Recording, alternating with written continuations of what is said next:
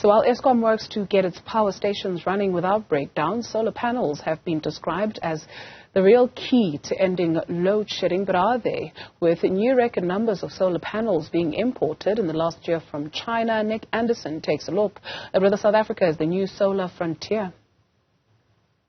A solar panel a day to keep the load shedding away. That may very well be the case, with over 3.4 gigawatts of solar panels having been imported to South Africa from China just during the first half of 2023. The latest figures come from the Ember Group's report analyzing exports of solar panels around the world from China.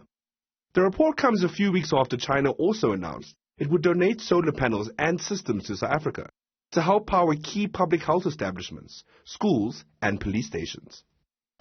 So how are they going to help us? So you know that we have made the point that on the generation side, we've got an issue with the underperformance of the coal fleet.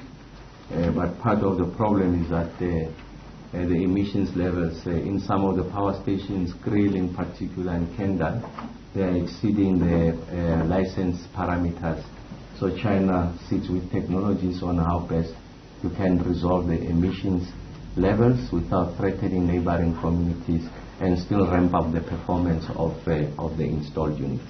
While European countries are buying the bulk of Chinese solar units, South Africa was the country with the largest increase in panels imported.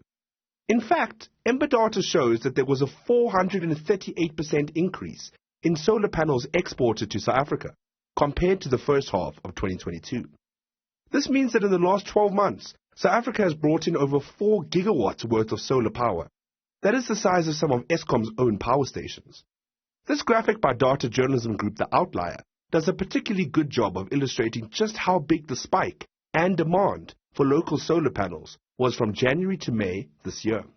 Ember's analysis of the surge also highlights how our own short-term solar tax incentive are likely playing a role in the massive uptake. South Africa's growth of solar imports helped make Africa the region with the largest overall percentage growth, ahead of the Middle East, who saw an increase of over 60% in the first half of 2023. So how much is being expended on all these solar panel imports to our shores? Estimates show that since January 2022, the total could exceed over $1.1 billion. But with so much spent, could it all be worth it in the end? Once these panels are all up and running, the effects will really be felt when more key businesses and thousands of households go fully solar. This will ease the pressure on the national grid and give those in major metros the opportunity to get paid for feeding their own power back into the grid. And with figures as sizable as 4 gigawatts worth of solar having hit our shores, it seems it may very well be solar and not Eskom that eventually puts the nail in the load-shedding coffin. For Newzroom Afrika on Channel 405, I'm Nick Andersen in Johannesburg.